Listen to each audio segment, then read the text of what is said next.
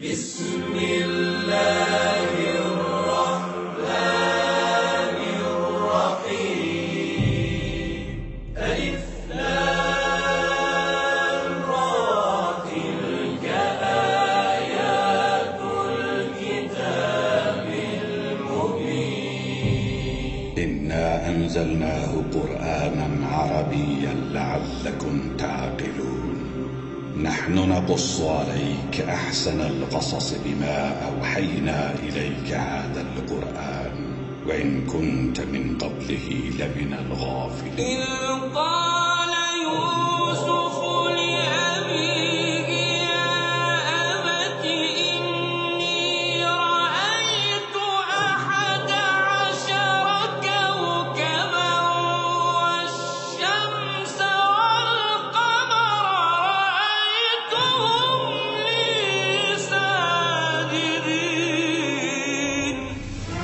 আলিফ লাম র এগুলো হচ্ছে একটি সুস্পষ্ট গ্রন্থের আয়াত। নিঃসন্দেহে আমি একে আরবি কোরআন হিসেবে নাজিল করেছি যেন তোমরা তা অনুধাবন করতে পারো। হে নবী, আমি তোমাকে এ কোরআনের মাধ্যমে একটি সুন্দর কাহিনী শোনাতে যাচ্ছি যা আমি তোমার কাছে ওহী হিসেবে পাঠিয়েছি, অথচ তার আগ পর্যন্ত তুমি এ কাহিনী সম্পর্কে ছিলে সম্পূর্ণ বেখবর লোকদেরই একজন।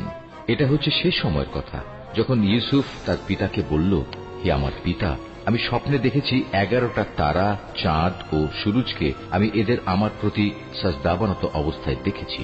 একথা শুনে তার পিতা বলল, হে আমার স্নেহের পুত্র, তুমি তোমার এই স্বপ্নের কথা কিন্তু তোমার ভাইদের কাছে বলে দিও না, তারা তোমার বিরুদ্ধে ষড়যন্ত্র আঁটতে শুরু করবে, কেননা শয়তান মানুষের খোলাখুলি দুশমন।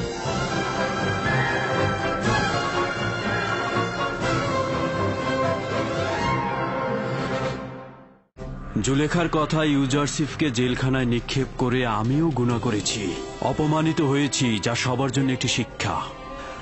অসহ্য যন্ত্রণা যা 10 বছর ধরে এই সিনহার মধ্যে লুকিয়ে রেখেছি তা আজ সবার সামনে আমি বলবো। আমাকে তো তা আজ বলতেই হবে। তুমি এখন এই জেলের সঙ্গে যাবে। নদীতে একটি লাশ পাওয়া গেছে, ওটা আমাদের প্রধান খোয়াব ব্যাখ্যাকারীর বলে মনে করছে। যদি তাই হয় তাহলে লাশটা নিয়ে আসবে। জি জাহাপনা।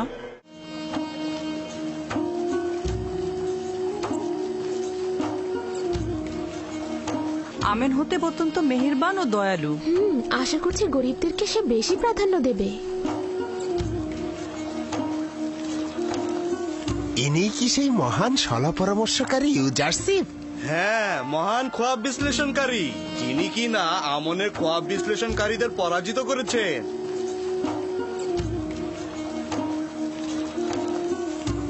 দেখো কত সুদর্শন, কত শান্তশিষ্ট আর মেহেরবান মনে হচ্ছে।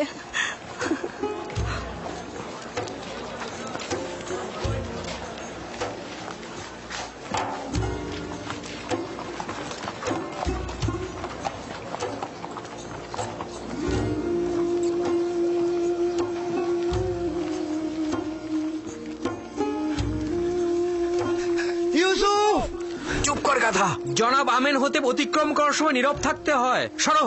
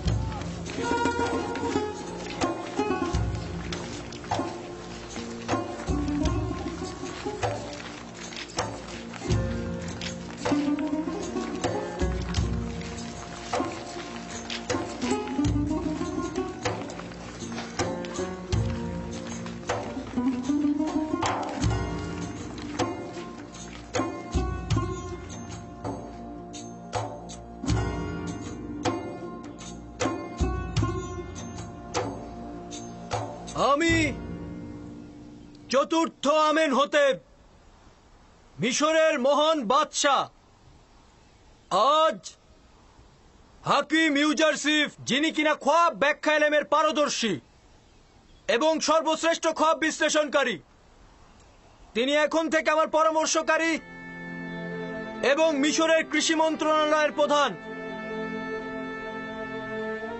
এছাড়াও আজকে তাকে মিশরের সর্বোচ্চ মাকাম অর্থাৎ স্বর্ণ খেতাব সম্মানে ভূষিত করা হবে।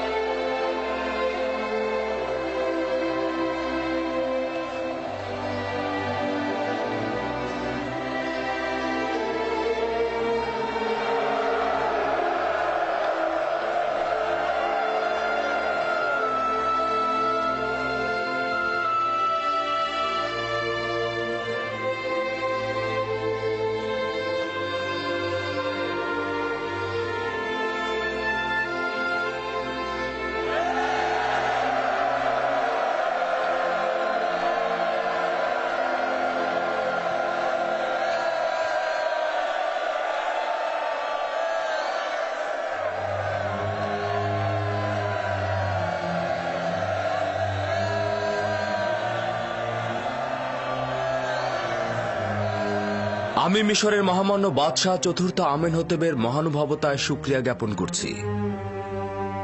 মহামান্য বাদশাহ এখন আমাকে সর্বোচ্চ স্বর্ণ খেতাব সম্মানে ভূষিত করার পর আমার অতীতের একটা স্মৃতি মনে পড়ে গেল। যখন জনাব পুতিফারের রাজমহলে ছিলাম, বানু জুলেখার খাস খেদমতগার কারি মামা আমার অতীত ইতিহাস আমাকে মনে করিয়ে দিয়ে বারংবার আমাকে সম্মান জানাতো। বলতো একজন মরুচারী ও ভেড়ার রাখাল।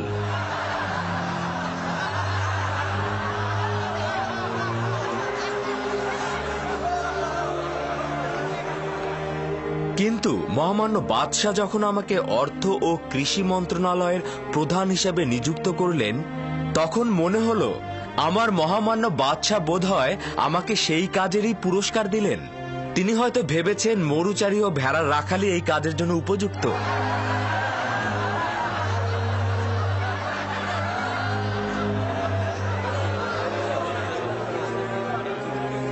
যদি ইউজারসিফকে একবার হাতের নাগালে পেতাম, তবে এক মুহূর্ত নিরাপদ থাকতে দিতাম না।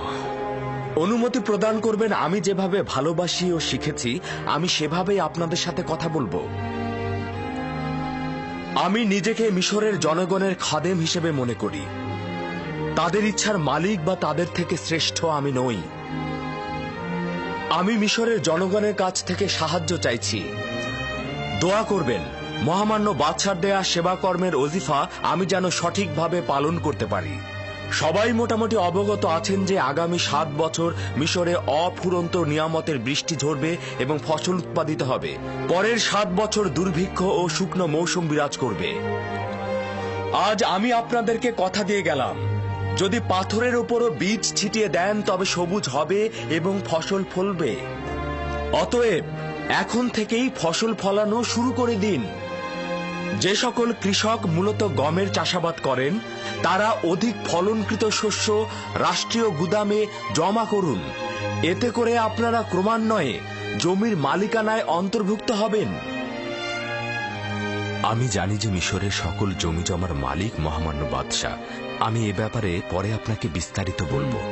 কিভাবে বুঝবো যে তারা জনগণের গম জমা করবেন এবং নিজেরা উচ্চ মূল্যে বিক্রয় করবে না? রাষ্ট্রীয় গুদামে জমাকৃত গমের রক্ষণাবেক্ষণ কিংবা ক্রয় এবং বিক্রয় আপনাদের দ্বারা নির্বাচিত প্রতিনিধির মাধ্যমে সেটা সম্পন্ন হবে। সরকার বা সরকারের প্রতিনিধি শুধু সেটা তত্ত্বাবধান করবেন। আপনারা শুধু 1 বছর খাবার জন্য যতটুকু গম প্রয়োজন এবং আগামী বছরের বীজ নিজেদের কাছে রাখবেন, বাকিটুকু হুকুমতের গুদামে জমা রাখবেন। যদি যোগ্যতা সম্পন্ন শাসক হয়েই থাকেন তাহলে উচিত হচ্ছে চূড়ান্ত সিদ্ধান্ত গ্রহণ করা। ওই সময় জনগণ নিজেরাই আপনাদেরকে সাহায্য করবে। জনগণ যদি হুকুমতের কার্যাবলী নিজেরাই তত্ত্বাবধান করেন তবে তো রাষ্ট্রের সাহায্যকারী হিসেবে চিহ্নিত হবেন। যদি কেউ এতে একমত না হন তবে তার উপরও কোনো জুলুম হবে না। মনে হলো তোমার কথার জবাব দিল। কেউ চাইলে নিজেরাই গম সংরক্ষণ করতে পারবে। আমরা আপনাদের ভবিষ্যতের কথা চিন্তা করেই গম সঞ্চয়ের সিদ্ধান্ত নিয়েছি। আপনারা যদি চান নিজেদের মতো করে সঞ্চয় করবেন তবে সেটাও করতে পারবেন, কিন্তু যদি কোনোভাবে সে গম নষ্ট হয়ে যায় তবে মিশরের বাদশা তাকে কোনোভাবে আর সাহায্য করবেন না।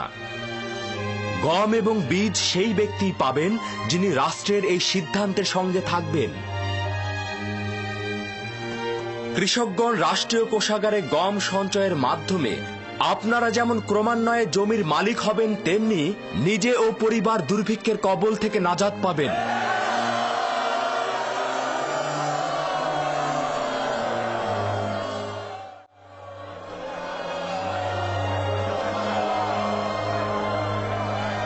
যত সব ভাউতাবাজি!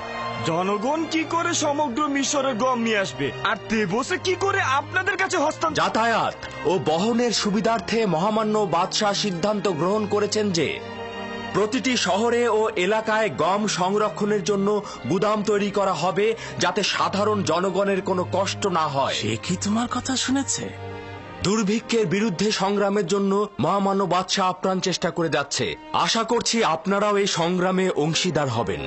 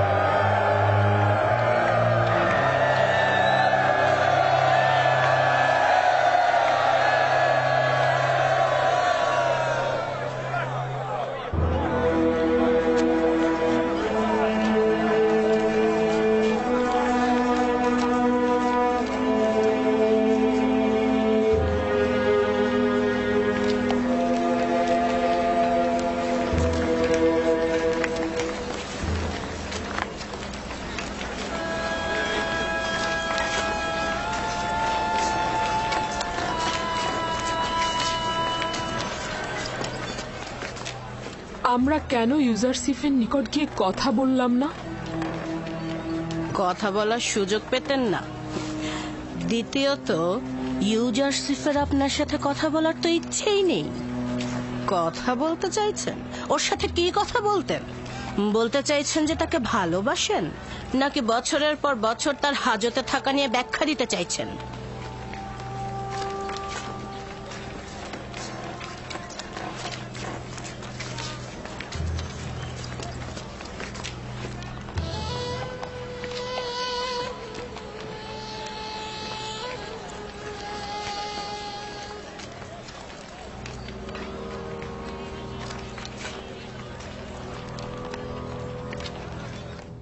ইউজারশিপ জানে না যে সকল মানুষই আমেনহোতেবের জমিগুলোতে কৃষি কাজ করে।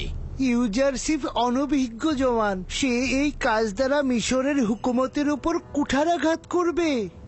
কয়েকশো বছর যাওয়ার পর মিশরের বাদশার হুকুমত জনগণের উপর দুর্বল হয়ে পড়বে, কোনো পৃষ্ঠপোষকতাই থাকবে না। অথচ আমন মন্দিরের সকল ধন সম্পদ ও কৃষি জমি জমা তখনও নিজের জায়গায় থাকবে। এই পরিস্থিতিতে এটাই উত্তম হবে যে ইউজারশিপের কৃষি বিষয়ক সিদ্ধান্তের বিরোধিতা না করা।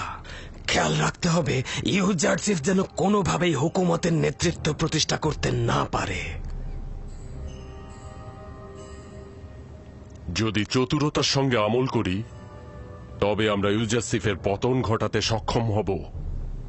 আমাদের উচিত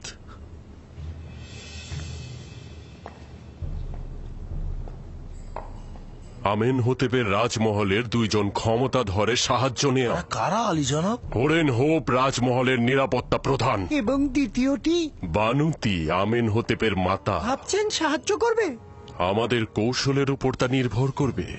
যদি হোরেনহোপ ও বানুতি আমাদের সাহায্য করে, তবে ইউজারসিফের পরাজয় একদম নিশ্চিত। হ্যাঁ,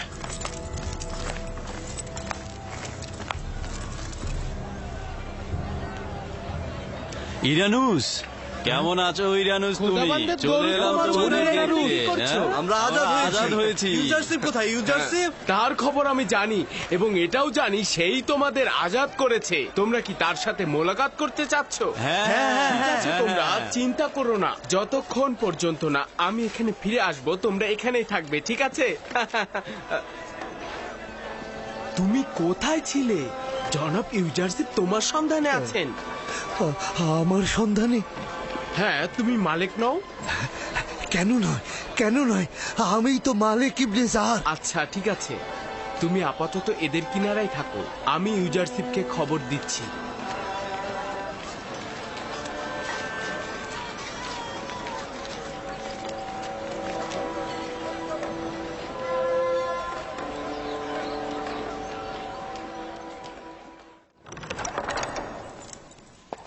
আলী জনাব, অনুমতি চাইছি। কি হয়েছে ইরানুস, বলো। জাভিরা কারাগারের হাজতিগণ মোলাকাতের অনুমতি চাইছে। আলী জনাব কি অনুমতি দেবেন? হ্যাঁ, অবশেষে তারা এসেছে, অবশ্যই অনুমতি দেব। যাও, তাদেরকে এখানে নিয়ে এসো। আরেকটি সংবাদ আছে, এছাড়াও মালিক ইবনেজারকে খুঁজে পেয়েছি। সে এখন কোথায়? তাকেও সেইখানেই রেখে এসেছে আলী জনাব। আমি নিজেই তাদের দিদার যাব।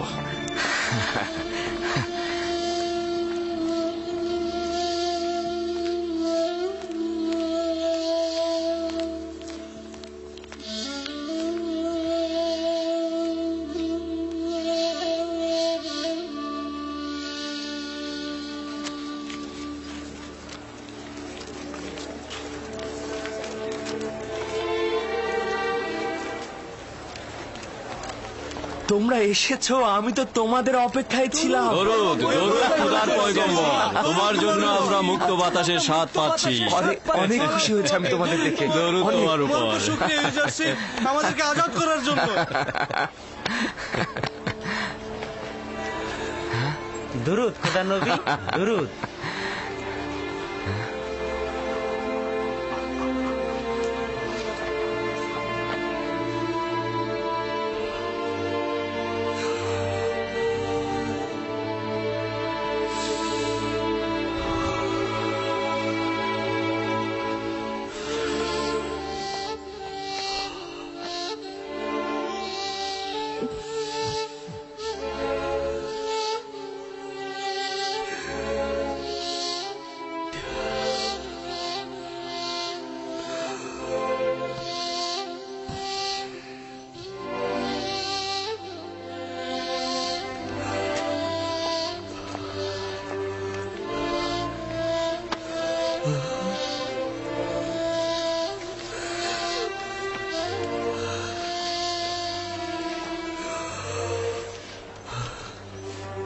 আপনি এখানে কি করছেন?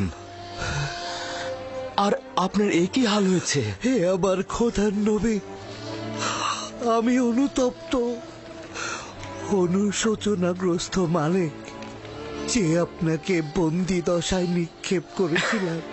কি বলছেন এসব? আমাকে দেখে কি আপনার বন্দি বলে মনে হচ্ছে? খোদা বন্দেগার দয়ায় তুমি মহান ও স্বাধীন হয়েছ।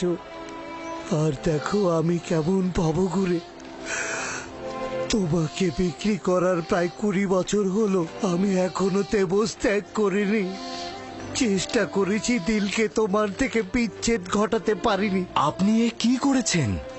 আমি তো ভেবেছি আপনি ব্যবসার কাজে মিশরে এসেছেন। খোদাবন্ধ আমাকে ক্ষমা করুক, আপনাকে এই ভবঘুরে অবস্থায় পতিত করেছি। নিজেকে আমি এখনো গুনাহগার ভাবছি, কেননা খোদার পয়গম্বরকে আমি বিক্রি করেছিলাম। কিন্তু এই বেচাকেনায় খারাপ কিছু ছিল না। ইউসুফকে বিক্রি করলেন আর ইউসুফের বন্ধুত্ব পেলেন, আর আমি বন্দী হলাম এবং মন্ত্রীর পদমর্যাদায় ভূষিত হলাম। আমি এখানে অবস্থান করছি অতীতের ভুলের প্রায়শ্চিত্ত করার জন্য। আমি তো তোমার কাছ থেকে মুখ ফিরিয়ে নিতে পারবো না। অনুশোচনায় আমার সঙ্গে কাজ করবে এটার কোনো দরকার নেই। খাদেম হাপুপি আমেন হতেবের সেনাপতির সঙ্গে কি করছে? এমন না হোক হরেন হোপকে লোভের ফাঁদে ফেলছে। তার যাতায়াত খুবই বিপজ্জনক। আমার মনে হচ্ছে নতুন কোনো ষড়যন্ত্র করছে। তা অসম্ভব নয়, তবে এখন যেহেতু তাদের চিনে ফেলেছি তাই কোনো বিপদ নেই। আশা করছি তার মাধ্যমে ইবাদতখানার দালাল চক্রকে শনাক্ত করতে পারবো। তার দিকে অবশ্যই নজর রাখবে। আমি আপনাকে একজন আমুনের অনুসারী হিসেবে অনুরোধ করব, ইউজারশিপকে একদম বাড়তে দেবেন না। এভাবে বাড়তে থাকলে সে একদিন আমেনহোতেপের জায়গা দখল করে নেবে, আপনাকেও বঞ্চিত করবে।